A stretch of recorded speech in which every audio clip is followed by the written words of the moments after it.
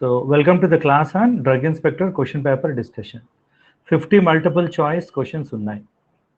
ఈ 50 multiple choice questions, they are related to subjects like microbiology, biochemistry, immunology, pharmaceutical jurisprudence and health education. ఈ అన్ని units related questions ఈ పేపర్లో discuss చేయడం జరుగుతుంది. Let us see one by one with answer explanation. Okay, see which of the following protein capable of causing infection? Now understand this one. The question is about a protein causing infection. Usually మనకి infections ఎలా వస్తాయంటే bacteria, virus, fungi, protozoans వీటి వల్ల infections వస్తాయి. కానీ there are certain proteins which will cause infection.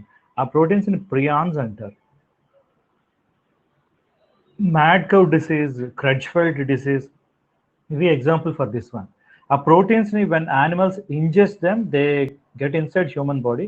ఆ protein foldings వల్ల వచ్చే ప్రాబ్లమ్సే డిసీజెస్ అన్నమాట. Now virion is the smaller fragment of virus. అంటే ఇప్పుడు వైరస్ ఏం చేస్తుందంటే సెల్లోకి వస్తుంది.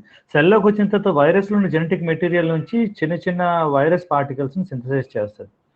సెల్ లోపల ఉండే చిన్న పార్టికల్స్ని విరియన్స్ అంటారు. That is called as virions. Now viroid is again a different thing. Prion is a protein which is causing infection. Now intron exons DNA లో ఉండే parts అన్నమాట. So the question is which of the following is a protein capable of causing infection? It is prion. Example is mad cow disease and all. Now the next one, use of iodine in gram staining. ఇది బ్యాక్టీరియాలజీలో వస్తుంది. Staining టెక్నిక్స్లో you have primary stain is there, mordant is there, and then secondary stain is there. Gram staining లో చేస్తే there are 3 different steps are there. Primary staining వేస్తారు, అంటే ప్రైమరీగా ఒక స్టెయినింగ్ ఒక కలర్ వేస్తారు. కలర్ వేసిన తర్వాత అగైన్ ఆ కలర్ ఫిక్స్ అవ్వడం కోసం యూజ్ చేసే కెమికల్ని మోర్డాంట్ అంటారు. ఫిక్స్ అయిన తర్వాత మళ్ళీ దాన్ని డీకలర్ చేయడానికి ఐడిన్ ఎసిటోన్ లాంటివి యూజ్ చేస్తారు. మళ్ళీ సెకండరీ కలర్ వేస్తారు, సెకండరీ స్టెయిన్ వేస్తారు. సో ఎసిటోన్ వేసి క్లీన్ చేసినప్పుడు ప్రైమరీ కలర్ పోయి సెకండరీ కలర్ మళ్ళీ వస్తే you have a different colour, red colour is there. Primary colour స్టేబుల్గా ఉండిపోతే అంటే పెప్టిడోగ్లైకాన్ ఎక్కువగా ఉండే గ్రామ్ పాజిటివ్లో ఈ ప్రైమరీ స్టెయిన్ చాలా డీప్గా ఎంబెడ్ అయి ఉంటుంది, అంటే ఆ కలర్ అలా ఉండిపోతుంది. సో మీరు తర్వాత మోర్డెంట్ వేసిన తర్వాత ఆ కలర్ డీప్గా ఫిక్స్ అవుతుంది. తర్వాత మీరు ఎసిటోన్ వేసి వాష్ చేసిన ఈ కలర్ పోకుండా అదే కలర్ ఉంటే వాటిని గ్రామ్ పాజిటివ్ అంటారు. లేదు ఆ కలర్ పోయి సెకండరీ స్టెయిన్స్ సాఫ్రనిన్ లాంటివి వేసి వస్తే అది గ్రామ్ నెగిటివ్. ఎందుకంటే ఆ ప్రైమరీ స్టెయిన్ పోయే వాటిని గ్రామ్ నెగిటివ్ అంటారు. నా వీటిలో ఆ యూజ్ ఆఫ్ ఐడిన్ ఏంటంటే it is used as a mordant, అంటే వేసిన ప్రైమరీ స్టెయిన్ ప్రాపర్గా ఫిక్స్ అవ్వడానికి యూజ్ చేసే కెమికల్ని మోర్డెంట్ అంటారు. So primary dye as I told you first use చేసేది, decolouriser acetone, secondary dye finally వేసేదాన్ని. మధ్యలో మోడర్న్ చేసే పని ఏంటంటే ఆ కలర్ ప్రైమరీ డై ఫిక్స్ అయ్యేటట్టు చూడడం అన్నమాట. గ్రామ్ పాజిటివ్లో పెప్టిడోగ్లైకాన్ ఎక్కువ అమౌంట్ ఉండడం వల్ల ప్రైమరీ డై రీటైన్ అవుతుంది. డీకలరైజర్ ఎసిటోన్ వేసినా ఆ కలర్ పోదన్నమాట. సో వాటిని గ్రామ్ పాజిటివ్ అంటారు. So basically the question is about iodine. Iodine use is mordant అంటే something which fixes colour of the primary dye. Now the next one, the proliferative phase of bacteria is. Now see, bacteria growth చూసేటప్పుడు when you take the curve, bacteria growth ఎప్పుడు ఎలా ఉంటుందంటే ఇనీషియల్గా nutritions అన్నీ ఉన్నంత వరకు నార్మల్గా ఉంటుంది. తర్వాత న్యూట్రిషన్స్ తీసుకొని చాలా ర్యాపిడ్గా గ్రోత్ అవుతుంది. తర్వాత స్టేషనరీ ఫేజ్ వస్తుంది and then slowly the growth falls down. So వీటిని డిఫరెంట్ ఫేజెస్ అంటారు. లాగ్ ఫేజ్ అంటే the phase at which the growth is there. Proliferation అంటే bacterial multiplication. Now understand this, bacterial growth అంటే it is proliferation. So proliferation ఫేజ్ని lag phase అంటారు. Lag phase అంటే ఈ multiplication ఆగిపోవడం, అంటే ఎంతవరకు ప్రొలిఫరేట్ అయ్యో అక్కడ వరకే స్టేషనరీగా ఉండిపోతాయి. There is a reason for this. Reason ఏంటి అంటే న్యూట్రిషన్ సప్లై దొరికినంత వరకు చాలా ర్యాపిడ్గా గ్రో అవుతాయి. తర్వాత ఎప్పుడైతే న్యూట్రిషన్ సప్లై తగ్గుతో స్టేషనరీగా అయిపోతుంది. తర్వాత it will undergo death phase. ఇది stationary phase. And then death phase is the bacteria number is going down. So itla anamata. So initial ga ante all these phases comes under bacterial growth. So proliferative phase ante log phase, rapidly multiplying phase. In fact మనకి ఎకనామిక్స్లో Thomas Malthus అనే అతను వీటిని observe చేస్తే human పాపులేషన్లో కూడా ఒక లా చెప్పారు. ఏంటి అంటే కొన్నాళ్ళకి హ్యూమన్ పాపులేషన్ ఎంతగా పెరుగుతుందంటే మనం తీసుకునే ఫుడ్ ప్రొడక్షన్ దాంతో ఈక్వల్గా రాదు, అప్పుడు పాపులేషన్ విల్ గో డౌన్ అని. Look at this curve. So ఇనీషియల్గా ఫుడ్ సప్లై ఉన్నంత వరకు గ్రోత్ ఉంటుంది. Food supply number of people equal అయినప్పుడు స్టేషనరీగా అవుతుంది. పీపుల్ పాపులేషన్ పెరిగిపోయి ఫుడ్ సప్లై తగ్గిపోతే then death rate will be going on. So ఇది ఎకనామిక్స్లో థామస్ మాల్థస్ ప్రిన్సిపల్ అంటారు. సిమిలర్ బ్యాక్టీరియా వీటన్నిటిలో ఇలానే జరుగుతాయి అన్నమాట. సో ఓవరాల్గా ప్రొలిఫరేటివ్ ఫేజ్ ఏంటి అంటే లాగ్ ఫేజ్ అని అర్థం. అంటే where is rapidly division of bacteria is occurring. Now next one, animal anatomical waste should be placed in which colour coded bin. ఇది బయోమెడికల్ వేస్ట్ మేనేజ్మెంట్లో వస్తుంది. ఇవి కూడా యాక్చువల్గా రీసెంట్ ప్రిన్సిపల్ 2019లో చాలా ప్రిన్సిపల్స్ అనే మాడిఫై చేసి చెప్పారన్నమాట. Anatomical waste అన్ని కూడా they are always placed under yellow colour తీసుకుని, yellow colour containers. Now red is used for contaminated plastics. Contaminated plastics అంటే అండర్స్టాండ్ దిస్ వన్. ఇప్పుడు మనకి బ్లడ్ని కలెక్ట్ చేస్తారు, బ్లడ్ కలెక్ట్ చేస్తున్న ప్లాస్టిక్స్ ఉంటాయి, దాంట్లో బ్లడ్ ఉంటుంది కంటామినేటెడ్లా అనమాట. Or ureters, catheters, urine bags, surgery అయిన తర్వాత పెట్టే యూరిన్ బ్యాగ్స్, ఇవన్నీ కంటామినేటెడ్ ప్లాస్టిక్స్లోకి వస్తాయి. Now next blue is for glassware. అంటే మీరు గ్లాస్ యాంప్యూల్స్ కానీ ఏ గ్లాస్వేర్ అయినా కానీ it comes under blue one. Versus green is for biodegradable one. Biodegradable అయ్యే మెటీరియల్స్ అని గ్రీన్లో పెడతారు. The question is about animal anatomical. See, not only animal anatomical waste, human. Now understand the word animal anatomical waste అంటే ఇప్పుడు preclinical trials చేశారనుకోండి, యానిమల్స్ని sacrifice చేస్తాం, వాటిని animal anatomical waste అంటారు. అదే హ్యూమన్ బీయింగ్స్లో లెట్స్ సే ఎవరికో ట్యూమర్ ఉంది, సర్జరీ చేసి ట్యూమర్ రిలీజ్ చేస్తారు, ఆ టిష్యూ వస్తుంది, అది హ్యూమన్ అనటామికల్ థింగ్ అనమాట. లేదు ఉమెన్కి డెలివరీ అయ్యేటప్పుడు ప్లెజెంటా బయటకు వస్తుంది, అది కూడా యానిమల్ అనటామికల్ వేస్ట్. అవన్నీ ఎల్లోలో పెడతారు. ఇవే కాకుండా బయోటెక్నాలజీ, మైక్రోబయాలజీ ప్రోడక్ట్స్, అది కూడా ఎల్లోలోనే పెడతారు. బ్లడ్ స్టెయిన్డ్ లైనన్ అండ్ మ్యాట్రసెస్, అంటే హాస్పిటల్స్లో బెడ్ మీద బ్లడ్ అది ఉందనుకోండి, వాటిని కూడా ఎల్లోలోనే పెట్టాలి. And then cytotoxic drugs, chemotherapy అంటే క్యాన్సర్ని ట్రీట్ చేయడానికి వాడే cytotoxic drugs, ampoules, liquid chemicals, అవన్నీ కూడా ఎల్లోలోనే ప్లేస్ చేస్తారు. సో ఇవి గుర్తుంచుకోండి, వీటన్నిటిని బయోమెడికల్ వేస్ట్ మేనేజ్మెంట్లో వస్తాయన్నమాట. Next one, now maternal antibodies are type of immunity. అంటే నా అండర్స్టాండ్, ఇది కొంచెం క్రిటికల్గా ఇచ్చిన క్వశ్చన్. మెటర్నల్ అంటే మదర్ నుంచి, మెటర్నల్ అనేది ఇంగ్లీష్ వర్డ్. మెటర్నల్ ఫాదర్ అంటే అమ్మ వాళ్ళ నాన్న, పెటర్నల్ ఫాదర్ అంటే నాన్న వాళ్ళ నాన్న, ఇద్దరిని తాతయ్య, గ్రాండ్ ఫాదర్ అని అంటాం. మెటర్నల్ సైడ్, పెటర్నల్ సైడ్ అంటాం. Mother side maternal side, father side paternal side అనమాట. అవర్ ఫ్యామిలీస్ ఆర్ ప్యాట్రియార్కీ అని అంటారు. ప్యాట్రియార్కీ అంటే father head of the family అని, ప్యాట్రియార్కీ. ఇవన్నీ ఇంగ్లీష్ వర్డ్స్, మీకు ఐ థింక్ వెర్బల్లో యూజ్ అవుతాయి. మోనార్క్ అని అంటారు చూడండి, మోనో అంటే సింగిల్, ఆర్క్ అంటే ఒక్కడే, రాజు ఒక్కడే రాజ్యాన్ని పరిపాలించడానికి మోనార్క్ అంటారు. ప్యాట్రియార్కీ అంటే ఒక ఫాదర్ హెడ్ ఫ్యామిలీని రన్ చేయడం ప్యాట్రియార్కీ అన్నమాట. ఇవన్నీ ఇలా మీకు ఇంకా there are certain other words are there. So remember this one, archy is ruling అనమాట. మ్యాట్రియార్కీ కూడా ఉంది, అంటే ఉమెన్ రూల్ చేసేది. ఒకప్పుడు కేరళలో ఉండేది matriarchy, women use to rule. Amazons అని ఇంగ్లీష్లో ఒక వర్డ్ ఉంది, అమెజాన్ అంటే ఫిమేల్ వారియర్స్ అనమాట. వాళ్ళు matriarchy, women will rule the country అనమాట, వాళ్ళు మ్యాట్రియార్కీస్ అంటారు. ఓకే, సో మెటర్నల్ యాంటీబాడీస్ అంటే మదర్ నుండి వచ్చే యాంటీబాడీస్ ఆర్ ఐజీజీ. సో పిల్లలు పుట్టంగానే మదర్ నుంచి ఐజీజీ వెళ్తుంది. ఐజీజీ వల్ల వాళ్ళకి ఇమ్యూనిటీ వస్తుంది. ఈ టైప్ ఆఫ్ ఇమ్యూనిటీ ఏంటి అని, మదర్ నుంచి వెళ్తున్నది ఆర్టిఫిషియలా, న్యాచురల్లా? న్యాచురల్గా మదర్ నుంచి వెళ్తుంది, ఆర్టిఫిషియల్గా మీరు బయట నుంచి ఏమి ఇవ్వట్లేదు. సో అది న్యాచురల్ అనమాట. న్యాచురల్. నౌ ఇది యాక్టివా, ప్యాసివా అని. Now understand the difference between active and passive. Active immunity ఎప్పుడు అంటే, మీకు ఇప్పుడు వ్యాక్సిన్ ఇచ్చారనుకోండి, వ్యాక్సిన్ బాడీలోకి వెళ్తే అది ఇమ్యూనిటీని స్టిమ్యులేట్ చేస్తుంది, యాక్టివేట్ చేస్తుంది. మీకు ఇన్ఫెక్షన్ వచ్చింది అనుకోండి, ఇన్ఫెక్షన్ బాడీలోకి వస్తే ఇమ్యూనిటీని స్టిమ్యులేట్ చేసి ఇమ్యూనిటీ యాక్టివేట్ అవుతుంది. కానీ ఇక్కడ ఏమైంది, ఇది ప్యాసివ్, ఐజీజీ డైరెక్ట్గా వచ్చేస్తుంది. ఎలా వస్తుంది? న్యాచురల్గా వచ్చింది. దీన్ని ప్యాసివ్ న్యాచురల్ ఇమ్యూనిటీ అంటారు.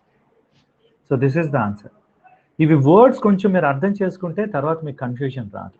ఎప్పుడైనా ప్యాసివ్ అంటే ఇప్పుడు ఇప్పుడు ప్యాసివ్ న్యాచురల్ అంటే మదర్ నుంచి డైరెక్ట్గా రావడం. ప్యాసివ్ ఆర్టిఫిషియల్ కూడా ఉంది. ప్యాసివ్ ఆర్టిఫిషియల్ అంటే ఎవరికో కన్వాలజెన్స్, ప్లాస్మా కన్వాలజెన్స్ థెరపీ అని కరోనా టైంలో వచ్చింది.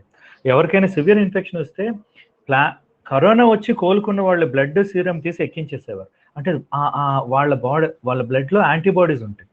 సో యాంటీబాడీస్ని ఎక్కించడం. యాంటీబాడీస్ని మీరు డైరెక్ట్ ఇస్తున్నారంటే అది ప్యాసివ్. ఆర్టిఫిషియల్ ఇంకోరి నుంచి ఎక్కిస్తున్నారు కాబట్టి అది ప్యాసివ్ ఆర్టిఫిషియల్.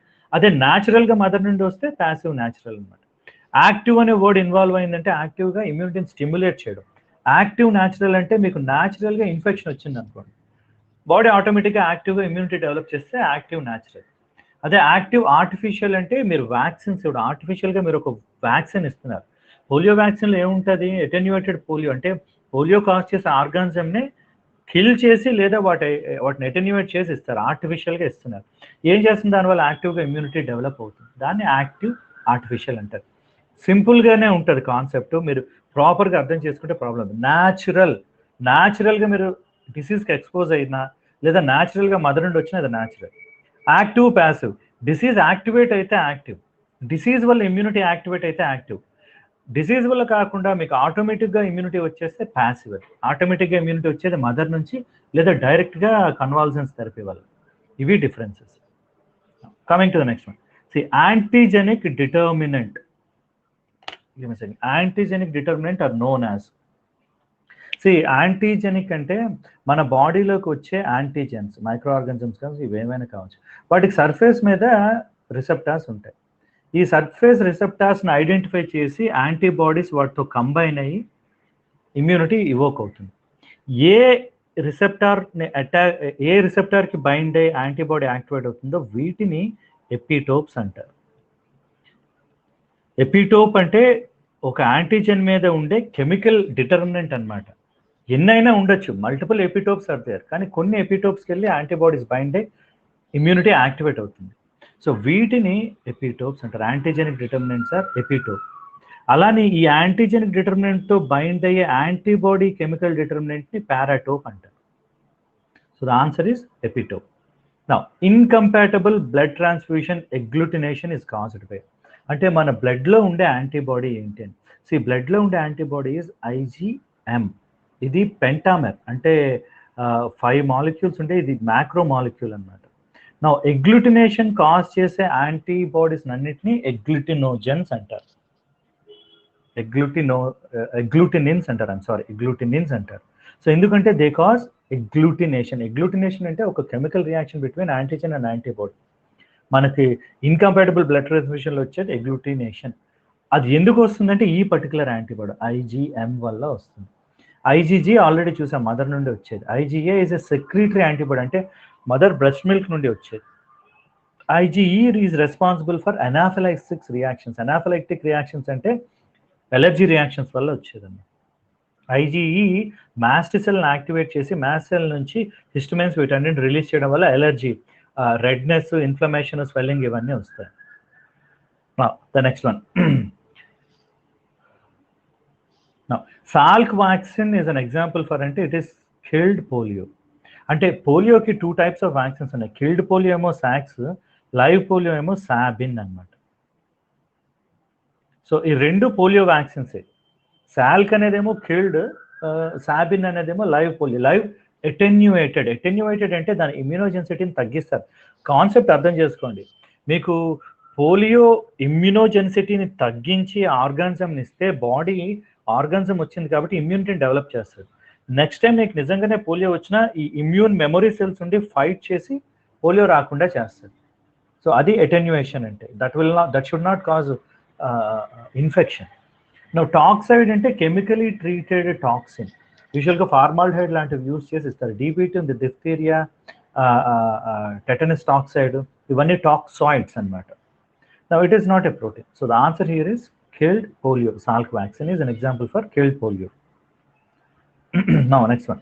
Shock అనేది ఒక జనరల్ వర్డ్ అండి. ఫిజియోలాజికల్గా షాక్ అంటే it is related to something called as hypoperfusion, decreased perfusion. Understand this word. మన హార్ట్ చేసే పని ఏంటంటే బ్లడ్ని పంప్ చేస్తుంది. Blood is pump to each and every organ. ఇక్కడ నుంచి వచ్చే బ్లడ్ సప్లై వల్ల బాడీలో ఉండే అన్ని ఆర్గన్స్కి బ్లడ్ సప్లై వస్తుంది. నా బీపీలో లో బీపీ ఉంది, హై బీపీ ఉంది. ఇమాజిన్ లో బీపీ వచ్చింది అనుకోండి, అంటే బ్లడ్ ప్రెషర్ తగ్గితే, అంటే హార్ట్ నుంచి ప్రెషర్గా వచ్చే బ్లడ్ తగ్గితే ప్రతి ఆర్గన్కి బ్లడ్ సప్లై తగ్గుద్ది. బ్లడ్ సప్లై తగ్గడాన్ని డిక్రీజ్డ్ పర్ఫ్యూషన్ అంటారు. ఈ డిక్రీజ్డ్ పర్ఫ్యూషన్ కానీ అయితే ప్రతి ఆర్గన్కి బ్లడ్ సప్లై తక్కువైతే వచ్చేదే shock. So shock general definition is decreased perfusion. Now understand the difference. Hypoxia, hypo అంటే తక్కువ, ఆక్సియా అంటే oxygen. Now understand this one. Anaemic పేషెంట్స్లో ప్రాబ్లం ఏంటి? Decreased oxygen carrying capacity of blood is known as anaemia. Oxygen carrying capacity బ్లడ్లో దేంతో related? RBC, red blood cells. అంటే ఎవరికైనా బ్లడ్లో ఆర్బీసీ తక్కువైతే ఎనీమియా వచ్చి హైపాక్సియా వస్తుంది. నా పర్ఫ్యూజన్ అంటే ఓవరాల్గా బ్లడ్ సప్లై తగ్గడం. Understand the difference. బ్లడ్లో మీకు బ్లడ్ సెల్స్ ఉన్నాయి, ప్లాస్మా ఉంది. బ్లడ్ సెల్స్లో ఆర్బీసీ ఉంటుంది. ఆర్బీసీ తక్కువైతే వచ్చేది ఎనీమియా, హైపాక్సియా. కానీ ఓవరాల్గా బ్లడ్ సప్లై తగ్గితే ఆర్బీసీతో పాటు ప్లాస్మా కూడా తగ్గుతుంది. ప్లాస్మాలో ఏంటి? డిజాల్వ్డ్ న్యూట్రియంట్స్ అన్నీ ఉంటాయి, అవి కూడా తగ్గుతాయి. సో ఓవరాల్గా తగ్గడం decreased perfusion. Decreased perfusion is very dangerous. ఆక్సిజనే కాదు, న్యూట్రిషనల్ అన్నీ తగ్గిపోతాయి. That may cause multiple organ failure. So షాక్లో చాలామంది చనిపోయేది because of multiple organ failure. అంటే ప్రతి ఆర్గన్కి బ్లడ్ సప్లై తిరిగిపోతే kidney, liver, lungs, every organ will get affected. అదనమాట. So again this is reduced supply అంటే this is not given in a proper wordings. Reduced blood supply అని ఇచ్చిన అర్థం ఉంది, కానీ this doesn't mean anything. Hyper tension కదా, యాక్చువల్గా hypotension వల్ల డిక్రీజ్డ్ పర్ఫ్యూషన్ వస్తుంది. That is what is shock is. So the answer is decreased perfusion. Now, first aid for ingested poison. Now, understand this one. యాక్చువల్గా ఎవరైనా poison ingest చేస్తే problem ఎప్పుడు వస్తుంది అంటే, ఇంజెస్ట్ చేసిన పాయిజన్ డిజాల్వ్ అయి డిసింటిగ్రేట్ అయ్యి బ్లడ్లో కలిస్తే then there is a problem. Imagine paracetamol 20 tablets వేసుకున్నాం అనుకోండి, అదే పాయిజన్, అది స్టమక్లో ఉంటుంది. అది బ్లడ్లోకి వెళ్ళిపోయిందంటే మనం ఏం చేయలేము. బ్లడ్లోకి వెళ్లకుండా చేయగలిగేదే ఫస్ట్ ఎయిడ్. అంటే ఇమ్మీడియట్గా చేయగలిగే హెల్ప్నే ఫస్ట్ ఎయిడ్ అంటారు. సో మనం if we realise someone has ingested that one, ఏం చేయాలి? ఆ స్టమక్లో ఉన్న పాయిజన్ బయటికి రావాలి, లేదా అది బ్లడ్లో అబ్జర్వ్ అవ్వకుండా చూడాలి. సాల్ట్ వాటర్ ఇంజెక్షన్, ఎక్కువ సాల్ట్ కాన్సన్ట్రేటెడ్ వాటర్ కానీ తాగిస్తే ఇట్ కాజెస్ ఎమెసిస్. ఎమెసిస్ వల్ల ఏమవుతుంది? పాయిజన్ బయటకు వచ్చేస్తుంది. అది ఫస్ట్ ఎయిడ్, ఇంట్లో చేయగలం. Induced emesis. ఇండ్యూస్డ్ ఎమెసిస్ అంటే అప్పుడప్పుడు ఈ ఫారింగ్స్ని నోట్లో వేలు పెట్టుకొని స్టిమ్యులేట్ చేస్తే people will vomit. Tongue clean చేసేటప్పుడు కొంతమందికి అదే అవుతుంది. That is also a first aid mechanism. Use of tannic acid. ఇది use of tannic acid in certain states people do this. ఏం చేస్తారంటే, tannic acid is nothing but tea powder. వాటర్లో tea powder వేసేసి ఇచ్చేస్తారు. టానిక్ యాసిడ్ ఏం చేస్తుంది అంటే, it is a very good absorbent. అంటే సర్ఫేస్ మీద ఈ టాక్సిన్స్ అన్ని అటాచ్ అయిపోయి అది బాడీలోకి అబ్జార్బ్ అవ్వదు, సర్ఫేస్ మీదే ఉండిపోతుంది. అంటే మన మేజర్ గోల్ ఏంటి? పాయిజన్ అబ్జార్బ్ అవ్వకుండా చూడడం. So this is also serves for. So all of the above is the answer. First aid for ingested poison is all of these above. Okay. Now the next one. Mast cell sensitization is caused by. Now see, మన skin కింద లంగ్స్లోనే there is highest amount of mast cells are there. Mast cell లోపల you have histamine, all these chemicals are there. And this sensitization is possible with IgE. మీకు already చెప్పాను, IgE causes anaphylaxis. And anaphylaxis reaction ఎలా వస్తుందంటే mast cell sensitization వల్ల. Again, I'll repeat this. IgA, secretory antibody. IgG, mother nunchi kid ki. IgD is relatively less known one. Not very much details are available about that. Next one. Monoclonal antibodies are specific towards. Now again, understand, this is again a tricky question. Monoclonal ante oka single clone adi. It is selective for, first understand what do you mean by that. Idi oka antigen anukondi.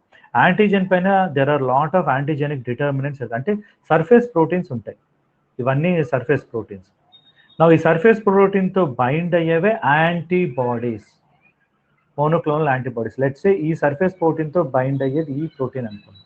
So ఈ ఒక్క type of antibodies అన్నిటిని, ఇవన్నీ ఒకే ఒక surface chemical determinant. దీన్ని ఏమనుకున్నాం ఇందాక? Epitope అనుకున్నాం. ఈ ఎపిటోప్తో బైండ్ అయ్యే ఈ అన్ని యాంటీబాడీస్ని monoclonal antibodies అంటారు.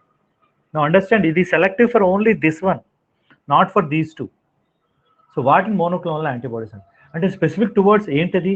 single antigenic determinant. This is what is single antigenic determinant. It is also known as epitope. So the option is B and C. It is not antigen. Antigen అంటే ఇది antigen that may contains multiple epitopes. So monoclonal antibodies ఏంటి, surface మీద ఉన్న అన్ని రిసెప్టార్స్కి activate కాదు. ఇప్పుడు imagine this thing, నా hand ఒక యాంటీజెన్ అనుకుంటే దీని మీద మల్టిపుల్ రిసెప్టార్స్ ఇలా ఉన్నాయి. సో వీటన్నిటికీ సెలెక్ట్ అయ్యేది కాదు మోనోక్లోనల్ యాంటీబాడీ అంటే, ఏదో ఒక్క రిసెప్టార్ ఒక్క ఎపిటోప్ సెలెక్టివ్గా ఉంటుంది. సో దిస్ పర్టికులర్ థింగ్, వీటిని ఎపిటోప్స్ అంటారు. అంటే ఈ ఒక antigen may contain multiple epitopes. So దీంతో బైండ్ అయ్యే యాంటీబాడీ ఒకటి ఉంటుంది. ఈ ఒక్కదాంతోనే బైండ్ అయ్యే మల్టిపుల్ యాంటీబాడీస్ ఉంటే ఇవి మోనోక్లోనల్ యాంటీబాడీస్ అవుతాయి.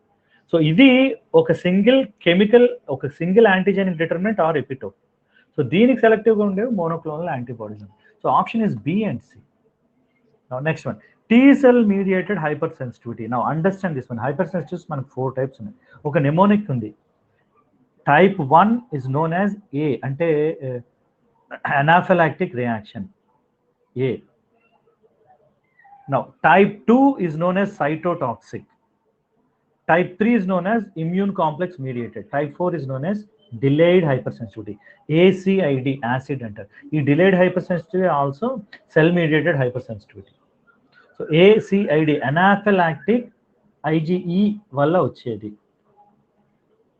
సైటోటాక్సిక్ అంటే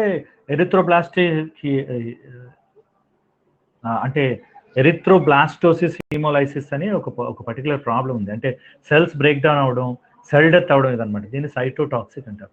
ఇమ్యూన్ కాంప్లెక్స్ అంటే ఇమ్యూన్ కాంప్లెక్సెస్ వల్ల వచ్చేది.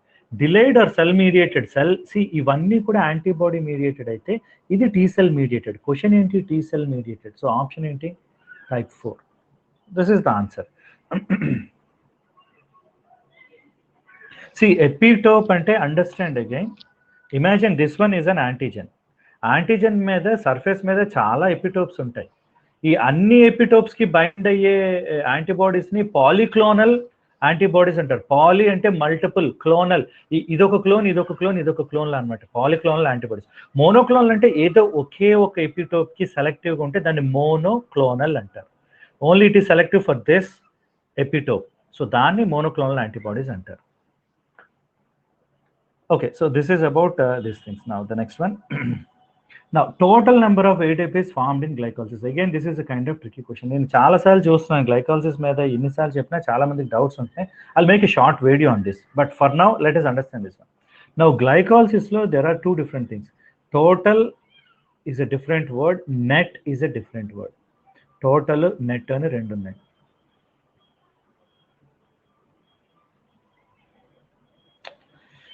ఈ క్వశ్చన్లో సింగిల్ యాంటీజెనిక్ డిటర్మినెంట్ సినోనిమే ఎపిటోప్. ఇది ఆన్సరు, ఇది ఆన్సర్, రెండింటినీ కలిపి ఒక ఆన్సర్ ఇచ్చారు, బి అండ్ సి. సో ఈ రెండు ఆన్సర్స్ అవుతాయి. ఓకే, సో టోటల్ నెట్ అంటే యాక్చువల్గా గ్లైకాలసిస్లో వచ్చేవి, understand this one. Glucose break down అయితే 2 పైరువేట్స్ వస్తాయి. యాక్చువల్గా చెప్పాలంటే 2 పైరువేట్లు వస్తాయి, 4 ఏటీపీలు వస్తాయి. ఎందుకు అంటే ఒక స్టెప్లో ఫ్రక్టోజ్ బిస్ఫాస్ఫేట్ 2 మాలిక్యూల్స్గా మెరిగిపోద్ది. Dihydroxy acetone phosphate, glyceraldehyde 3 phosphate అని. ఈ డైహైడ్రాక్స్ ఎస్టోన్ ఫాస్ఫేట్ కూడా గ్లిజరాల్డిహైడ్ 3 ఫాస్ఫేట్గా మారడం వల్ల అక్కడ నుంచి 2 స్టెప్స్లా వస్తాయి. సో టోటల్గా 4 ఏటీపీ వస్తాయి. 4 ఏటీపీ, 2 పైరువేట్స్, 2 ఎన్ఏడిహెచ్. కానీ ఇనీషియల్గా ఒక 2 ఏటీపీలు గ్లైకాలసిస్ యూజ్ చేసుకుంటారు. సో అప్పుడు నెట్ ఏమవుతుంది, 2 ఏటీపీస్ అవుతాయి. కానీ టోటల్ ఏటీపీస్ ఎన్ని వచ్చాయి, 4. నెట్ 2. క్వశ్చన్ ఏమి అడిగారు, total ATP. So total ATP is here 4. మనకి మీకు జాబ్ చేసే వాళ్ళకి తెలిస్తే చూడండి, గ్రాస్ శాలరీ, నెట్ శాలరీ అంటారు. గ్రాస్ అంటే సిటీసీ, కాస్ట్ టు కంపెనీ, మొత్తం ఎంత శాలరీ ఇస్తున్నారు, కటింగ్స్ అన్ని పోగా మన చేతికి వచ్చేది నెట్. సో గ్రాస్గా టోటల్గా 4 ఏటీపీ వస్తున్నాయి, కానీ కటింగ్స్ ఏంటి, 2 ఏటీపీ మొదట వాడేశారు. గ్లూకోజ్ టు గ్లూకోజ్ 6 ఫాస్ఫేట్ రావడానికి 1 ATP, fructose 6 phosphate to fructose 1,6 bisphosphate రావడానికి 1 ఏటీపీ. సో గ్లైకాలసిస్లో 2 ఏటీపీ వాడుకున్నారు. నెక్స్ట్ ఫేజ్లో 4 ఏటీపీ వచ్చాయి. సో నెట్ ఏంటి, ఈ 2 తీసేస్తే ఆ 2 మిగులుతాయి, అది నెట్. సో నెట్ ఏటీపీ అంటే 2 రాయాలి, టోటల్ ఏటీపీ అంటే 4 రాయాలి. క్వశ్చన్ ఏమి అడిగారు, టోటల్ అడిగారు. So option is this one. Okay, now the next one. The drug and cosmetic act, the standard question. Drug and Cosmetic Act rules and all these things, we call it as 1940. 1940లో ఆ యాక్ట్ని pass చేశారు. Now the administration body of Drug and Cosmetic Act comprises of, administration bodyలో you have advisory body, analytical body, executive body, 3 ఉంటాయి. So అందుకని you call it as all the above. మీరు paper 1 గురించి చదివేటప్పుడు executive body, administration body, legislative body అని చదువుతారు. అలానే సిమిలర్గా అనమాట, advisory, analytical and executive. Now see, 1 second, let me get back to this question. Question ఏమి అడిగారు? Total number of ATP formed అని అడిగారు ఇన్ గ్లైకాలసిస్. గ్లైకాలసిస్లో ఎన్ని ఏటీపీ వస్తున్నాయని. ఏటీపీ ఎన్ని వస్తున్నాయి? 4 వస్తున్నాయి. NADH is not ATP, it is just an electron carrier. Question ఏంటి? ఏటీపీ గ్లైకాలసిస్లో ఎన్ని ఫార్మ్ అయ్యాయి అని. Don't complicate the things. NADP oxygen ప్రెజెన్స్లో ఎలక్ట్రాన్ ట్రాన్స్పోర్ట్ చైన్లోకి వెళ్ళి ఎలక్ట్రాన్స్ డొనేట్ చేస్తే అప్పుడు మనకు వచ్చేది ఏటీపీ. ఇక్కడ ఏం అడిగారు? ఏటీపీ ఎన్ని ఫామ్ అయ్యాయని అడిగారు. అదే క్వశ్చన్ దీంట్లో మళ్ళీ ఆక్సిడేషన్ అంటే ఏరోబిక్ ప్రెజెన్స్లో ఎలక్ట్రాన్ ట్రాన్స్పోర్ట్ చైన్లో వెళ్తే అప్పుడు NADP యాడ్ చేయాలి. కానీ ఇది క్వశ్చన్ స్ట్రైట్గా number of ATP formed in glycolysis అని అడిగారు. ఎన్ని ఏటీపీలు ఫామ్ అవుతున్నాయి? NADP is not ATP, it transports electrons. So that is different thing. Again NADP కౌంట్లో కూడా మళ్ళీ డిఫరెంట్ ఉందన్నమాట. 2 ATPs అంటే ఇక్కడ ఫార్మ్ అయిన NADP ఎలా ట్రాన్స్పోర్ట్ అవుతుందో దాన్ని బట్టి కూడా నెంబర్ ఆఫ్ ఏటీపీ చేంజ్ అవుతుంది. So don't complicate things, just ఇప్పుడు అడిగిన క్వశ్చన్ అర్థం చేసుకోండి. Total number of ATP formed in glycolysis, directly ఎన్ని ఏటీపీస్ ఫామ్ అవుతున్నాయి. సో అదే అర్థం చేసుకుంటే చాలు. Now the drug and cosmetic act 1940, administration body, all of these things.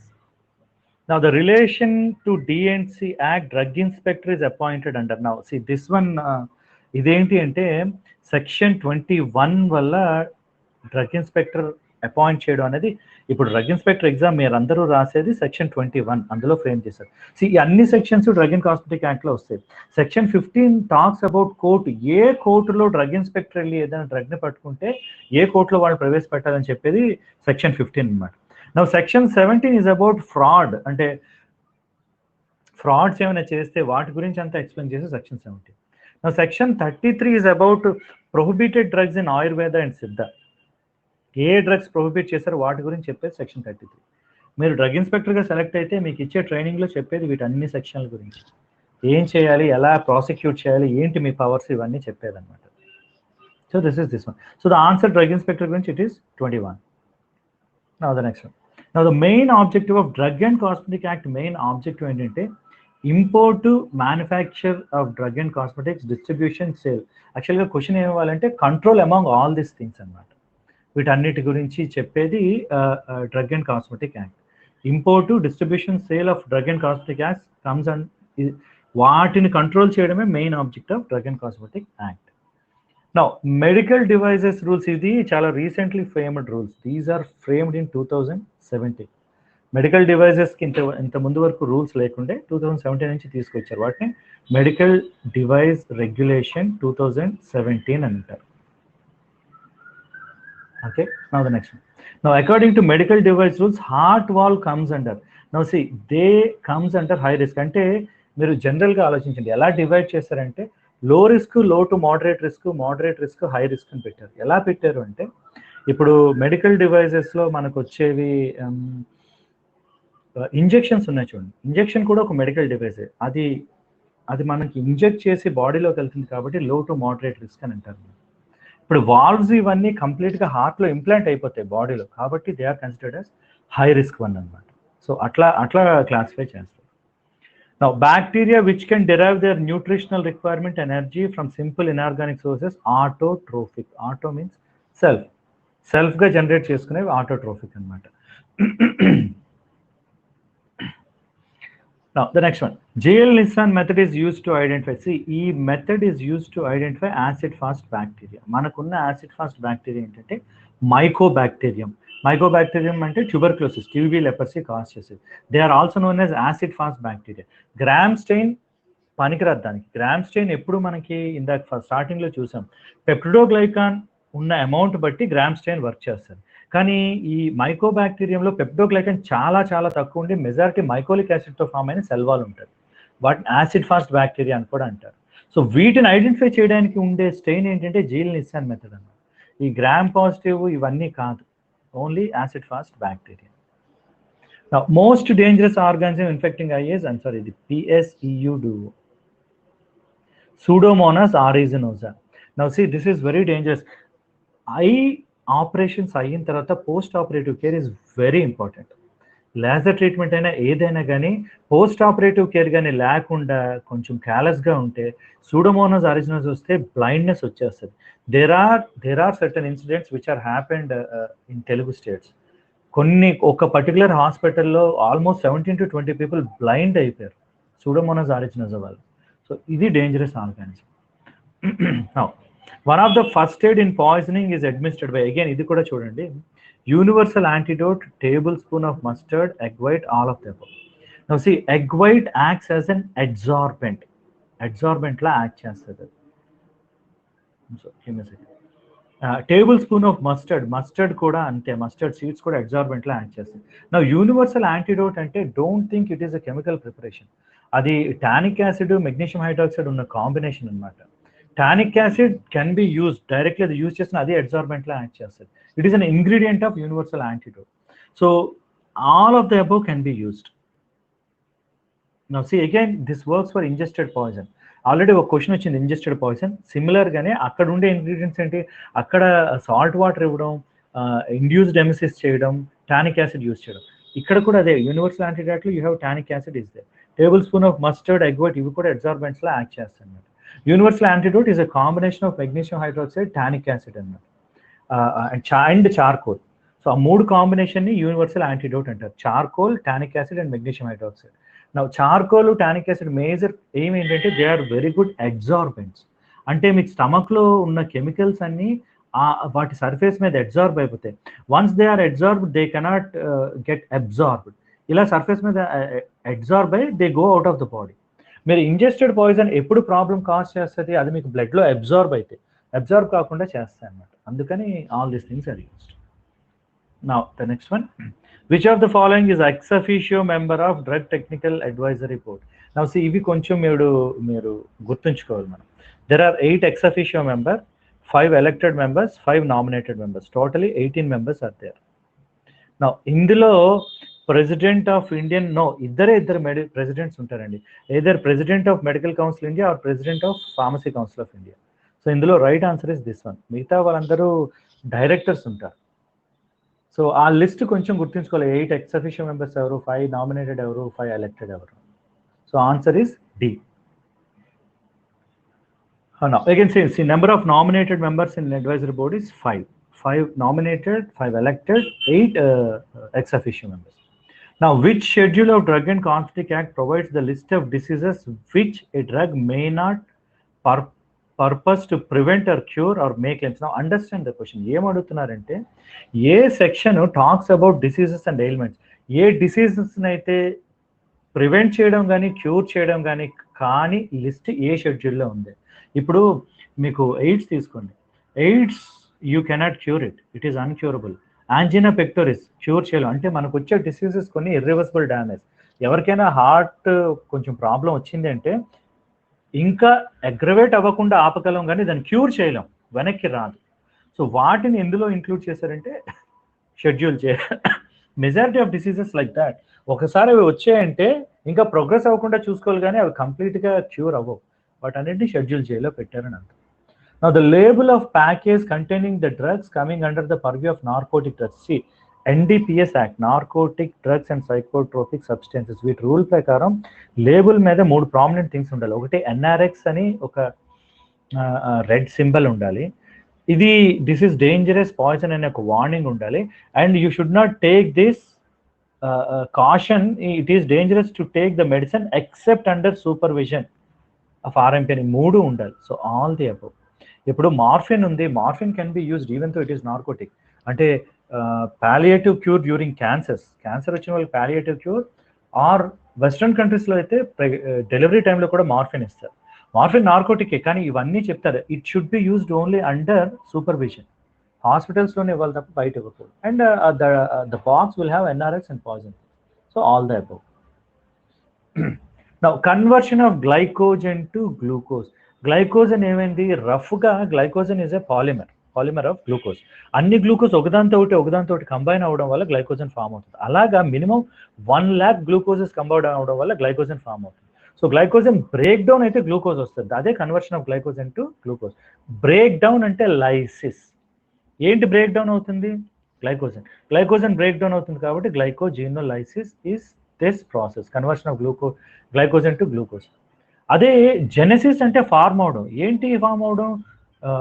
Glycogen form అవడం. ఐమ్ సారీ, ఇది గ్లూకోనియోజెన్సిస్, అంటే గ్లూకోజ్ అదర్ దెన్ కార్బోహైడ్రేట్ నుంచి ఫార్మ్ అవడం గ్లూకోనియోజెన్సిస్ అన్నమాట. Now glycolysis is a general thing, we all know. Glucose breakdown అయి pyruvate గా మారడం. Now glycogen genesis అంటే రివర్స్, గ్లూకోజ్ నుంచి గ్లైకోజ్ రావడం గ్లైకోజెనసిస్. సో ఈ సింపుల్ వర్డ్స్, లైసిస్ అంటే బ్రేక్ డౌన్, జెనసిస్ అంటే ఫార్మేషన్. అది గుర్తుంటే చాలా అన్నీ వచ్చేస్తాయి. Now which of the following is not a sexually transmitted disease? Gonorrhoea sexually transmitted వల్ల వస్తుంది. Neisseria gonorrhoea organism. Syphilis Treponema pallidum. AIDS HIV virus. Kala azar is a Leishmania disease అన్నమాట. ఇది శాండ్ ఫ్లై వల్ల వస్తుంది. It is not a sexual transmitted disease. So option is this one. Malaria, again malaria, Plasmodium vivax, ఇవన్నీ ఏంటి? They are all protozoans, caused by protozoa. Next again, leprosy is caused by, it is not a gram positive bacteria, it is not gram negative, it is a mycobacteria. See, mycobacterium leprae. Mycobacterium అని ఎందుకు వచ్చిందంటే because it is a mycobacteria కాబట్టి. So answer is this one. See. Now next one. Now see, this is an interesting question. Look at this. మీకు Cooper and guns అనే book చదివితే దాంట్లో దీని గురించి ఉంటుంది కొంచెం. Give me a second. Okay, look at this one. Children from slum area develop immunity to a variety of diseases more quickly than those children from effluent area. See, English words కూడా అర్థం చేసుకోండి. Effluent అంటే డబ్బులు బాగుండడం అన్నమాట. Effluent అంటే. So, see, mycobacterium, give me a second. ఒకసారి previous question. Mycobacterium does not comes under gram positive or gram negative. Gram positive, gram negative peptidoglycan ఉన్న వాటికి మాత్రమే. Mycolic acid ఉండేది mycobacterium. This is a different bacteria. Okay, now understand this one. See, effluent అంటే rich people అని అర్థం. Slum ఏరియాస్లో ఉండే పిల్లలకి ఇమ్యూనిటీ ఎక్కువ ఉండి, ఎఫ్లూయెంట్ అంటే రిచ్ ఏరియాస్లో ఉండే పిల్లలకి ఇమ్యూనిటీ తక్కువ ఉంటుంది. రీజన్ ఏంటి అని అడుగుతున్నారు. This is somewhere I read in Cooper and Gans. Now look at this one. Frequent clinical infection, frequent subclinical infection. Understand this word. Answer is this one. Frequent subclinical. Now clinical infection ki subclinical infection ki difference ఏంటి అంటే, మీకు ఏదైనా infection వచ్చింది అనుకోండి, clinic ఎప్పుడు వెళ్తాం? Infection వల్ల symptoms వచ్చి, సైన్స్ వచ్చి, అది త్వరగా కంట్రోల్ అవ్వకపోతే అప్పుడు హాస్పిటల్కి వెళ్తాం. లెట్స్ సే మీకు ఏదో ఇన్ఫెక్షన్ వచ్చింది, లో ఫీవర్లా ఉంది, కానీ సివియర్గా లేదు, క్లినిక్ వెళ్తాం, వెళ్ళాం. వాటిని సబ్ క్లినికల్ ఇన్ఫెక్షన్స్ అంటారు. ఏమవుతుందంటే, స్లమ్ ఏరియాస్లో శానిటైజేషన్ సరిగ్గా ఉండదు. శానిటైజేషన్ సరిగ్గా ఉండకపోతే మైక్రో ఆర్గానిజమ్స్ ఉంటాయి. ఆ మైక్రో ఆర్గానిజమ్స్ ఏదో ఒక ఇన్ఫెక్షన్ కాజ్ చేస్తుంటే బాడీ రెస్పాండ్ అయ్యి ఇమ్యూనిటీ డెవలప్ చేస్తున్నప్పుడంతా ఫీవర్ రావడం, లో ఫీవర్ రావడం జరుగుతుంది. సివియర్ ప్రాబ్లమ్స్ రాకుండా మెల్లమెల్లగా ఇమ్యూనిటీ డెవలప్ అవుతుంది. దాన్ని సబ్ క్లినికల్ ఇన్ఫెక్షన్ అంటారు. ఏమవుతుంది, పిల్లలకి చిన్నప్పటి నుంచి ఆర్గానిజమ్స్కి ఎక్స్పోజ్ అయ్యి ఇమ్యూనిటీ డెవలప్ అవుతుంది. అదే శానిటైజేషన్ ఎక్కువగా ఉన్న అఫ్లూయెంట్ ఏరియాస్లో ఏమవుతుంది, ఆ పిల్లలు ఆర్గానిజంకి ఎక్స్పోజ్ అవ్వకపోతే ఏమవుతుంది, ఇమ్యూనిటీ రాకపోతే వాళ్ళకి ఇమ్యూనిటీ తక్కువ ఉంటుంది. I will give you a wonderful example. కరోనాలో ఏం జరిగింది? Look what has happened. వరల్డ్లో చాలా అడ్వాన్స్డ్ కంట్రీ అయిన USA has suffered a lot. చాలా ఎక్కువగా ఎఫెక్ట్ అయింది. Italy suffered a lot. అంటే scientifically forward countries, affluent countries effect అయ్యాయి. Versus India stood with stand. అంటే డెత్ రేట్ ఉంది, కాదని లేదు, కానీ compare to other country it is very less. Reason ఏంటంటే we are all sub clinical infection. అంటే మనకి కొంతవరకు శానిటైజేషన్ తక్కువ, కానీ దానివల్ల ఒక అడ్వాంటేజ్ ఏంటి అంటే ఆర్గానిజంకి ఎక్స్పోజ్ అయ్యి ఇమ్యూనిటీ బిల్డప్ అయింది. ముంబైలో ధారావి అనే ప్లేస్లో డిసీజెస్ వస్తే ఏమవుతుందంటే, నవ్సి ఇది న్యాచురల్ యాక్టివ్ ఇమ్యూనిటీ అంటే ఏంటో ఆలోచించండి. న్యాచురల్గా మీకు ఒక ఇన్ఫెక్షన్ రావడం వల్ల ఇమ్యూనిటీ యాక్టివేట్ అవుతుంది. దాన్ని న్యాచురల్ యాక్టివ్ ఇమ్యూనిటీ అంటారు. ఈ ఇమ్యూనిటీ డెవలప్ అవ్వాలంటే మనం డిసీజెస్కి ఎక్స్పోజ్ కావాలి. అందుకే చిన్నపిల్లలకి కోల్డ్ ఎక్కువ వస్తుంటుంది. వచ్చిన ప్రతి ఒక్క కోల్డ్ స్పీసీస్కి ఇమ్యూనిటీ డెవలప్ అయ్యి అడల్ట్స్ అయ్యాక కోల్డ్ ఫ్రీక్వెన్సీ తగ్గుద్ది. అలా కాకుండా మనం టూ మచ్ శానిటైజేషన్ చేసి వాళ్ళని దేనిలో ఎక్స్పోజ్ చేయకపోతే సెన్సిటివ్ అవుతారు. I was talking about Dharavi. ముంబైలో ధారావి అనే బిగ్గెస్ట్ స్లమ్ ఉంది. అక్కడ కరోనా వచ్చినప్పుడు వాళ్ళని కంప్లీట్గా క్లోజ్ చేసేసి లోపల పెట్టేశారు. చాలామంది భయపడ్డారు ఏమైపోతారని. The death rate is very very low. World Health Organization ఒక ఆర్టికల్ పబ్లిష్ చేశారు. సౌత్ కొరియా అండ్ ధారావిలో ఎలా కంట్రోల్ అయింది కరోనా అంటే it is because of natural active immunity అని చెప్పారు. వాళ్ళు ఒక రిపోర్ట్ ఇచ్చారు 2021లో.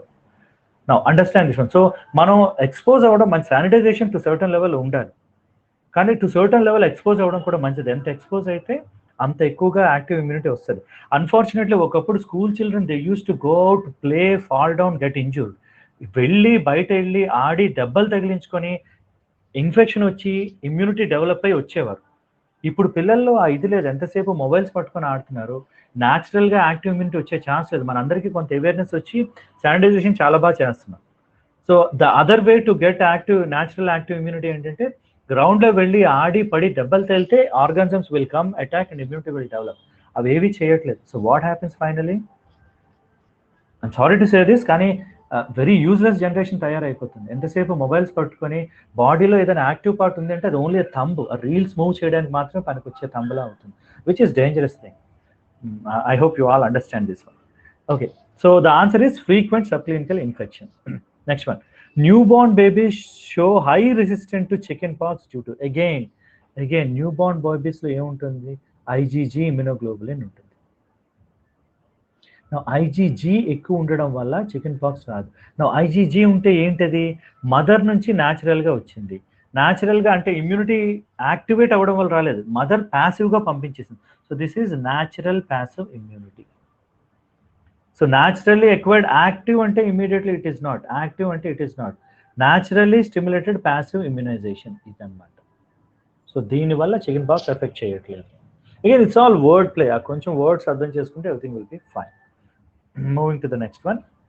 Now, toxins are converted to toxoid. Again, TT, tetanus toxoid, diphtheria, ఇవన్నీ ఏం చేస్తారంటే వాటి కెమికల్స్ని ఫార్మాల్డిహైడ్తో ట్రీట్ చేయడం వల్ల ఆ కెమికల్ యాంటీజెన్సిటీ తగ్గిపోద్ది. తగ్గిపోయిన తర్వాత వచ్చిన తర్వాత మళ్ళీ immunogenicity will be there. Understand this word. Immunogenicity అంటే the ability to stimulate immunity, antigenicity అంటే causing infection. So infection cause చేయకుండా ఇమ్యూనిటీని స్టిమ్యులేట్ చేసేటట్టు తయారు చేస్తారు. ఎలా అంటే by using formaldehyde. So this is the chemical which is autoclaving, heating, ఇవన్నీ కాదు, formaldehyde. Now venereal disease is contracted through physical contact. Now you know, ఇంతకుముందు ఒకసారి చెప్పాను, men are from Mars, women are from Venus అంటారు. Venus నుంచి వచ్చింది venereal అనే word. Venereal diseases అంటే ఫిజికల్ కాంటాక్ట్ వల్ల, ఉమెన్తో కాంటాక్ట్ అవ్వడం వల్ల వచ్చేదని ఆ వర్డ్ పెట్టారు అన్నమాట. So this is what is about physical contact. Now round shape bacteria are called cocci. Rod shape అయితే బ్యాసిల్లై, స్పైరల్ షేప్ అయితే స్పైరోకిడ్, పేరులోనే ఉంది. విబ్రియో కామా కలరా, కామా షేప్లో ఉండేది విబ్రియో ఆర్గానిజమ్స్. ఇవి బ్యాక్టీరియా షేప్ మీద క్వశ్చన్. రౌండ్ షేప్లో ఉండేది cocci. Now during prolonged starvation the glucose required for brain is made available from. Now see, మీరు ఎక్కువ స్టార్వేషన్ చేస్తే బాడీ కార్బోహైడ్రేట్స్ వెళ్ళట్లేదు, కార్బోహైడ్రేట్స్ నుంచి గ్లూకోజ్ వస్తుంది, అంటే గ్లూకోజ్ లేదు. కానీ brain is highly dependent upon glucose. ఏం చేస్తుంది బ్రెయిన్ అంటే అదర్ దాన్ కార్బోహైడ్రేట్స్ నుంచి గ్లూకోజ్ తెచ్చుకుంటుంది. నాన్ కార్బోహైడ్రేట్ స్టోర్స్ అంటే పైరువేట్, లాక్టేట్, కోరిసైకిల్, వీటన్నిటి వల్ల, గ్లిజరాలు, వీటి వల్ల గ్లూకోజ్ వస్తుంది. దాన్ని గ్లూకోనియోజెనసిస్ అంటారు. అంటే గ్లూకోజ్ జెనసిస్ రావడం, నియో అంటే న్యూ అని అర్థం, అదర్ దాన్ కార్బోహైడ్రేట్కి నియో అనే వర్డ్ పెట్టారు. So the answer is this one. Gluconeogenesis వల్ల ప్రొలాంగ్ స్టార్వేషన్లో బ్రెయిన్ ఈ గ్లిజరాలు, లాక్టేట్, పైరువేట్ నుంచి glucose. Lactate, pyruvate, glycerol they are not carbohydrates. Carbohydrates అంటే ఏంటి, కార్బోహైడ్రేట్, కార్బన్తో పాటు వాటర్ మాలిక్యూల్ అటాచ్ అయితే కార్బోహైడ్రేట్ అన్నారు.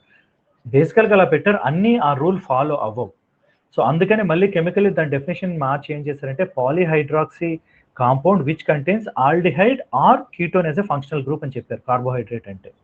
సో మీరు జనరల్గా చూడండి, కార్బోహైడ్రేట్ అనే పేరు వచ్చిందే ఒక కార్బన్కి వాటర్ మాలిక్యూల్ కంబైన్ అయి ఉంటుంది కాబట్టి కార్బోహైడ్రా అంటే వాటర్ మాలిక్యూల్ అని చెప్పారన్నమాట. ఇప్పుడు గ్లూకోజ్ చూసుకోండి, C6H12O6, రైట్? అంటే ఇదేంటి, ఎన్ ప్లేస్లో 6 ఉంది, H2O ఇంటూ 6 చేస్తే ఏమవుతుంది, H12O6 వస్తుంది. సో ఇది వాళ్ళ ఉద్దేశం అనమాట, కార్బోహైడ్రా ఇది C6, ఇది N అనమాట. సో H2 6 టైమ్స్ మల్టిప్లై చేస్తే H12O6 వస్తుంది కదా, అలా కార్బోహైడ్రేట్ అని పెట్టారు. కానీ సుక్రోజ్ ఉంది, సుక్రోజ్ ఎంత, C12H22O11, దీంట్లో ఆ ఫార్ములా ఫిట్ అవుతుంది. ఎందుకు, ఒక గ్లూకోజ్ ఫ్రక్టోజ్ కంబైన్ అయ్యి ఒక వాటర్ మాలిక్యూల్ లూజ్ అవడం వల్ల సుక్రోజ్ వస్తుంది. సో ఇనీషియల్గా కార్బోహైడ్రేట్ అని పేరు పెట్టి మళ్ళీ నేమ్ చేంజ్ చేయకుండా డెఫినేషన్ చేంజ్ చేశారు. Polyhydroxy molecules which contain aldehyde or ketone as a functional group అని పెట్టారు. So you need to understand this. Aromatic compounds అనే పేరు ఎందుకు పెట్టారు అంటే అరోమా ఇస్ దేర్, మంచి స్మెల్ వచ్చేవి కాబట్టి ఆరోమాటిక్ అని పెట్టారు. కానీ తర్వాత ఏంటి, మంచి స్మెల్ అని కోల్తారు కూడా ఆరోమాటిక్ కాంపౌండ్, కానీ నేమ్ అలా ఉండిపోయింది. Nitroglycerin, nitro is not functional group, nitrate is functional group. Nitro అంటే NO2, ONO2 ఇస్ నైట్రేట్, అందుకే glycerol trinitrate is the correct name. కానీ ఆ ఓల్డ్ నేమ్స్ అలా ఉంచేశారు, మిస్నోమర్స్ అలా ఉంచేశారు అన్నమాట. ఓకే, ఎక్సోటాక్సిన్స్ అగైన్ సి, ఇది ఒక సెంట్రల్ డిఐ పేపర్లు ఇచ్చారు. ఎక్సోటాక్సిన్, ఎండోటాక్సిన్ అని 2 రకాల కెమికల్స్ ఉంటాయి బ్యాక్టీరియాలో. బ్యాక్టీరియా బాడీలోకి వచ్చి ఒక టాక్సిన్ రిలీజ్ చేసి దానివల్ల మనకి ఇన్ఫెక్షన్ వస్తే వాటిని ఎక్సోటాక్సిన్స్ అంటారు. Exotoxin is highly toxic. Endotoxin అంటే బ్యాక్టీరియా సెల్ డెత్ అయ్యి సెల్ వాల్ నుంచి కెమికల్స్ రిలీజ్ అవ్వడం వల్ల వచ్చేది ఎక్సోటాక్సిన్, ఎండోటాక్సిన్. ఎక్సో అంటే సెల్ ఇంటాక్ట్గా ఉన్నప్పుడు అది రిలీజ్ చేసే కెమికల్, ఎండో అంటే సెల్ డెత్ అయినప్పుడు లోపల నుంచి రిలీజ్ అయ్యాయి. రెండిట్లో exotoxin is very dangerous. Now, the structural element of bacteria, it is a protein molecule. So this is also true. Normally found in gram-negative ante no. Gram-negative lo undadi endotoxin. Less toxic ante no, it is highly toxic. Now, this is the controversial one. It is water soluble and it is also high molecular weight one. So ee rendu correct answers. So initial key lo first option A అని ఇచ్చి తర్వాత మళ్ళీ question ని contest చేస్తే A and C answer చేసిన వాళ్ళందరికీ correct answer ఇవ్వండి అని ఇచ్చారు. So exotoxin belongs to these 2 things. ఇది ఒక సెంట్రల్ డిఐలు ఇచ్చారు, మీకు అర్థం కావడం కోసం చెప్తున్నాను. సో ఇలాంటి క్వశ్చన్స్ మీకు వస్తే మీరు ఏ పెట్టినా ఇలా 2 ఆప్షన్స్లో ఏది పెట్టినా కరెక్టే, మీరు ఆన్సర్ అయితే ఖచ్చితంగా చేయాలి. సి, నెగిటివ్ మార్కింగ్ లేదు. 150కి 150, 150కి 300 క్వశ్చన్స్ అటెంప్ట్ చేసే రావాలి, మీరు చేయకుండా రావద్దు, నెగిటివ్ లేవు కాబట్టి. ఇలాంటి క్వశ్చన్స్ ఇస్తే ప్రైమరీ కీలో ఒక ఆప్షన్ ఇచ్చి రివైజ్డ్ కీలో 2 ఇస్తారు, ఈ 2 కరెక్టే అని చెప్తారు. Don't worry about that. Now the next one. Virulence of bacteria is increased by. Virulence ante the ability to cause infection, potency ఎలా వస్తుంది. Understand this one. Corona case తీసుకోండి. కరోనా స్టార్టింగ్ ఒక వేరియంట్ వచ్చింది, తర్వాత ఆల్ఫా వేరియంట్ వచ్చింది, తర్వాత delta variant వచ్చింది, తర్వాత ఓమిక్రాన్ వచ్చింది, రైట్? ఇవన్నీ ఏంటి, వేరియంట్స్. నా రీసెర్చ్లో ఏం జరిగింది, ఆల్ఫా వేరియంట్ వచ్చింది ఫస్ట్, తర్వాత డెల్టా వేరియంట్ చాలా ఎక్కువ. సెకండ్ వేవ్ ఆఫ్ కరోనా చాలా మంది చనిపోయారు, అది డెల్టా వేరియంట్, చాలా ఇన్ఫెక్షన్స్ ఉంది. తర్వాత ఓమిక్రాన్ వచ్చింది, ఓమిక్రాన్ కూడా infection spread is very high, కానీ అప్పటికే మనం వ్యాక్సిన్స్ తీసుకోవడం వల్ల ఎఫెక్ట్ అవ్వలేదు. నా understand the word.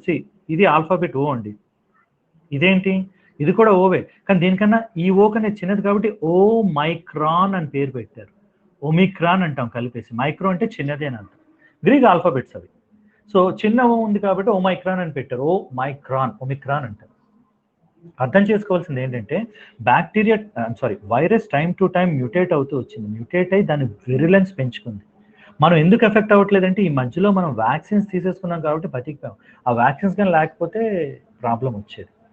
Couple of months back, ఒక కొన్ని నెలల క్రితం చైనాలో మళ్ళీ సడన్గా కరోనా పెరిగిపోయింది. ఎందుకు పెరిగింది? 2 రీజన్స్ ఆర్ దేర్. 1, వాళ్ళు చాలా స్ట్రిక్ట్ లాక్డౌన్స్ చేశారు. లాక్డౌన్స్ చేసి ఇళ్లలో పెట్టి అరెస్ట్ చేసేయడం వల్ల ఒకరి నుంచి ఒకరికి కరోనా డిసీజ్ స్ప్రెడ్ అవ్వలేదు. స్ప్రెడ్ అయి ఉంటే న్యాచురల్ ఇమ్యూనిటీ పెరిగేది. రెండోది, చైనాలో చాలా స్ట్రిక్ట్గా సినోవాక్ అని చైనాలో తయారు చేసిన వ్యాక్సిన్ మాత్రమే వాడారు. అది మన చైనా మొబైల్, చైనా బొమ్మల్లాగా అంతగా పనిచేయని వ్యాక్సిన్.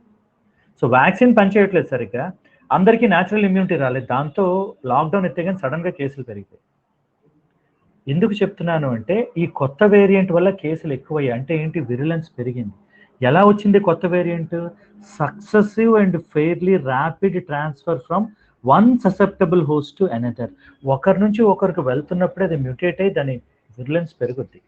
దీని మీద యాక్చువల్గా ఎకానమిస్ట్ అనే ఒక మ్యాగజైన్లో there is a wonderful article written by Siddhartha Mukherjee. అతను చెప్పాడు అనమాట, వైరస్ ఎప్పుడు కూడా టైం టు టైం మ్యూటేట్ అవుతాయి, హ్యూమన్ బీయింగ్స్లో చేంజ్ అయ్యి మ్యూటేట్ అవుతాయి. ఇప్పుడు SARS, severe acute respiratory syndrome, MERS, Middle East acute respiratory syndrome, corona, అన్నీ ఒకటే ఫ్యామిలీ. కానీ విరులెన్స్ పెరుగుతూ వచ్చాయి, టైం టు టైం మ్యూటేట్ అయ్యి విరులెన్స్ పెంచుకుంటూ వస్తాయి. ఎలా పెరుగుద్ది అంటే బికాస్ ఆఫ్ ఇండివిజువల్, ఒకరి నుంచి ఒకరికి ట్రాన్స్ఫర్ అయ్యి విరులెన్స్ పెంచుకుంటాయి. ఇది answer B. I hope you understand this one. Next one. Narcotic drugs and psychotropic substances Act 1985 came into the effect of. See, ఇది మీరు డేట్ somehow గుర్తుంచుకోవాలి. 1985 నవంబర్ 14 ఎవరో చెప్పారు, ఇది చిల్డ్రన్స్ డే రోజు. 1985 గుర్తుంచుకోండి, 86 కాదు 85. మిగతావన్నీ చూడండి, ఇది జనవరి, ఇదేదో రిపబ్లిక్ డే, చిల్డ్రన్స్ డే అన్నీ ఇచ్చారు, న్యూ ఇయర్ అన్నీ ఇచ్చారు, but this one is the answer. As per Narcotic Drugs Act, controlled substances means, now understand this one. See, మీకు నార్కోటిక్ డ్రగ్స్లో మనకి ఏంటున్నాయి, ఎరిథ్రోజైలిన్, కోకా, గాంజా, చెరాస్, వీటన్నిటిని నార్కోటిక్ సబ్స్టెన్సెస్ అంటారు. మెర్స్ అంటే Middle East respiratory syndrome, Middle ఈస్ట్కి మాత్రమే వచ్చింది, క్యామెల్స్ నుంచి వచ్చింది. SARS, severe acute respiratory syndrome, ఇవన్నీ రెస్పిరేటరీ ట్రాక్ట్ వస్తాయి. కరోనా కూడా ఏంటి రెస్పిరేటరీ ట్రాక్టే వచ్చింది అలా అనమాట. సో ఇది మిడిల్ ఈస్ట్లో మాత్రమే వచ్చింది, అందుకని మిడిల్ ఈస్ట్ రెస్పిరేటరీ సిండ్రోమ్ అని అంటారు. Okay, as per narcotic drug act, controlled substance అంటే see erythroxylin, coca, charas, ganja, opium, వీటన్నిటిని నార్కోటిక్స్ అన్నారు. లెట్స్ సే ఎవరో కొత్త డ్రగ్ చేశారు, దానివల్ల కూడా నార్కోటిక్ ప్రాపర్టీస్ ఉన్నాయనుకోండి, ఎలా తెలుస్తుంది? గవర్నమెంట్ ఒక గెజెట్ని రిలీజ్ చేస్తుంది, ఈ సబ్స్టెన్సెస్ కూడా నార్కోటిక్ డ్రగ్స్లోకి వస్తే వీటిని మనం కంట్రోల్ చేయాలి అని అంటారు. కంట్రోల్ చేయాలి అంటే సెకండ్,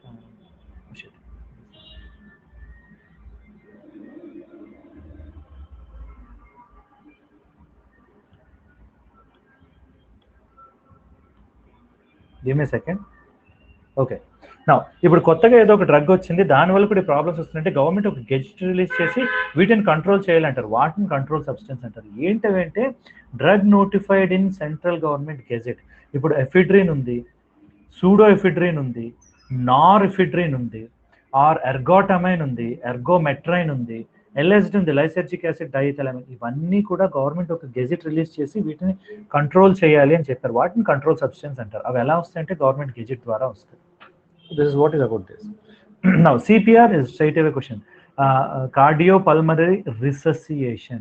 To resuscitate అంటే కాపాడడం, అంటే కార్డియో, హార్ట్, పల్మనరీ, లంగ్స్ రెండు పనిచేయకపోతే ఎక్స్టర్నల్ గా ప్రెషర్ అప్లై చేసి వాటిని రీజనరేట్ అంటే మళ్ళీ బతికిస్తాం, దాన్ని రిససియేషన్ అంటారు. ఇమ్యూన్ కాంప్లెక్స్ మీడియేటెడ్, ఆల్రెడీ నేను చెప్పాను, యాసిడ్ అని గుర్తుంచుకోండి. Anaphylaxis, cytotoxic, immune complex delayed or cell mediated, INT type 3. So this one is immune complex mediated hypersensitivity. Now the next one. Now erythroblastosis fetalis, ఇంతకు మీకు చెప్పాను, ఇది రీసెస్ ఫ్యాక్టర్ ఇన్కంపాటబిలిటీ వల్ల వచ్చే ప్రాబ్లం. దీంట్లో ఏం జరుగుతుంది అంటే సైటోటాక్సిక్, ఐమ్ సారీ రెండు ఆప్షన్స్ సైటోటాక్సిక్ ఇచ్చాను, ఇన్ఫాక్ట్ దిస్ ఇస్ సైటోటాక్సిక్ అనమాట. ఏ అయినా డి అయినా రెండు ఒకటే ఆన్సర్. సైటోటాక్సిక్ అంటే ఏంటంటే ఇది కొంచెం అర్థం చేసుకోవాలి. Let's say RH negative mother ఉన్నారు, RH negative mother, RH positive father ఉన్నారు. ఇమేజిన్ ఈ మదర్కి పుట్టే బేబీ RH పాజిటివ్ అనుకోండి, ఏమవుతుంది? ఫస్ట్ డెలివరీ అప్పుడు నార్మల్గానే ఉంటుంది, ఈ డెలివరీ అయ్యేటప్పుడు ఈ బేబీ బ్లడ్ మదర్ బ్లడ్కి ఎక్స్పోజ్ అయినప్పుడు ఈ RH పాజిటివ్కి ఎగెన్స్ట్గా యాంటీబాడీస్ ప్రిపేర్ చేసుకుంటుంది ఎవరు? Mother body. నెక్స్ట్ టైం కూడా మళ్ళీ RH పాజిటివ్ బేబీ వచ్చి కన్సీవ్ అయితే ఈ antibodies will go and attack this baby. అదే ఎరిథ్రోబ్లాస్టోసిస్ ఫీటాలిస్. ఫస్ట్ డెలివరీకి ప్రాబ్లం రాదు, సెకండ్ డెలివరీకి మళ్ళీ RH పాజిటివ్ అయితే ప్రాబ్లం వస్తుంది, దాన్ని సైటోటాక్సిక్, సెల్ డెత్ వస్తుంది కాబట్టి సైటోటాక్సిక్ అంటారు. So this is what is that. నా monoclonal antibodies are used as therapeutic ఏజెంట్గా వాడతారు, డయాగ్నాస్టిక్ ఏజెంట్గా వాడతారు, క్లినికల్ ఏజెంట్స్గా వాడతారు, all of the above. ELISA test ఇవన్నీ అనమాట అట్లా. ఓకే, నా ఈ రీజన్స్ అనేది ఒక మనకి బ్లడ్ గ్రూప్స్ యాక్చువల్గా మనం చదివేది ఏబిఓ, కానీ there are at least 20 types of blood groups అంటే వీటికి మేజర్గా యాంటీబాడీస్ ఉన్నాయి కాబట్టి వీటి గురించి చదువుతాం. అలాంటి అనేది కూడా ఒక కెమికల్ సర్ఫేస్ మాలిక్యూల్ ఉంటే RH పాజిటివ్ అంటారు, అది లేకపోతే RH నెగిటివ్ అంటారు. ఇది మంకీస్లో ఉండే కెమికల్ అనమాట, ఆ రీసెస్ మంకీలో, అందుకని RH అని పేరు పెట్టారు. Now clinical trials are given in the schedule of Schedule Y, and you know schedules. Schedule M is about GMP, good manufacturing practices. Schedule K ఏంటి అంటే మనకి house hold medicine or over the counter drugs, ఇవన్నీ schedule Khelo వస్తాయి. Schedule J మనం చూస్తాం cure లేని disease అన్నమాట.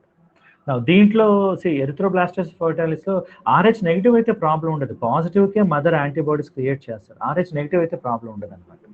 So వీటితో ప్రాబ్లం, RH పాజిటివే మళ్ళీ సెకండ్ టైం వస్తే ప్రాబ్లం, ఆ రెండు కొట్టుకుంటారు అట్లా. Anyway, glucose polymer forms, glycogen glucose polymerase, starch glucose polymerase, cellulose glucose polymerase.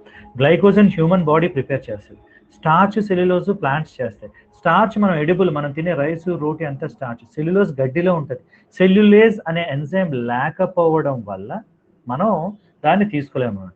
So answer is all of the above. I'm sorry, we missed this question. Human immunoglobulin, other name is. See, immunoglobulin other name is antibody. Give me a second, కొంచెం sound వస్తుంది, let me finish this. So human immunoglobulin antibody. Now understand this one. Immunoglobulins లో there are certain types are there. Antibody ఉంది, క్రయోగ్లోబులిన్ ఉంది, and మ్యాక్రోగ్లోబులిన్. ఇవన్నీ immunoglobulins అన్నమాట. అంటే blood ప్లాస్మాలో albumin, globulin proteins ఉంటాయి. గ్లోబులిన్ లో you have alpha globulin, beta globulin, gamma globulins are there. Beta globulin is clotting factors, gamma globulin is immunoglobulins. ఈ immunoglobulin లో ఒక టైప్ యాంటీబాడీ, ఇంకోటేమో క్రయోగ్లోబులిన్ అని, ఇంకోటేమో మ్యాక్రోగ్లోబులిన్ అని ఉంటాయి. ఇవన్నీ ఇమ్యునోగ్లోబులిన్స్. సో యాంటీబాడీకి ఇంకొక పేరు immunoglobulin. But understand the difference. Antibodies అన్నీ కూడా ఇమ్యునోగ్లోబులిన్స్, అవి ఒక టైప్ ఆఫ్ ఇమ్యునోగ్లోబులిన్. కానీ ఇమ్యునోగ్లోబులిన్ అన్నీ కూడా యాంటీబాడీస్ కాదు. ఎందుకంటే ఇమ్యునోగ్లోబులిన్ లో you have cryoglobulin is there, macroglobulin is there, antibody is there. అందుకే కొన్ని చోట్ల కొన్ని క్వశ్చన్స్ వస్తున్నాయి, all antibodies are immunoglobulin but all immunoglobulins are not antibodies. Understand the logic. ఇప్పుడు ఎలా అంటే మనం స్కూలింగ్లో చదువుకున్న all enzymes are proteins but all proteins are not enzymes. Enzymes chemically protein, కానీ అన్ని ప్రోటీన్స్ ఎంజైమ్స్ కాదు. అలాగే antibody chemical it is immunoglobulin, కానీ ఇమ్యునోగ్లోబులిన్ అన్ని యాంటీబాడీ కాదు. ఇమ్యునోగ్లోబులిన్ లో మీకు cryoglobulin, macroglobulin and then antibody, అదనమాట. So answer here is antibody. Now glycolysis takes place in cytoplasm. మైటోకాండ్రియాలో మీకు electron transport chain, citric acid cycle, beta oxidation జరుగుతాయి. Golgi ఆపరేటర్స్లో ఏం చేయాలి? Endoplasmic reticulum is completely related to protein synthesis, protein folding, protein modification, protein transport, ఇవన్నీ జరిగేది endoplasmic reticulation. ఈ foldings లో problem, we have lot of diseases. Transport లో problem వచ్చిన there are lot of diseases. It is a beautiful part of biochemistry, but I'm giving you knowledge about this. So this is it.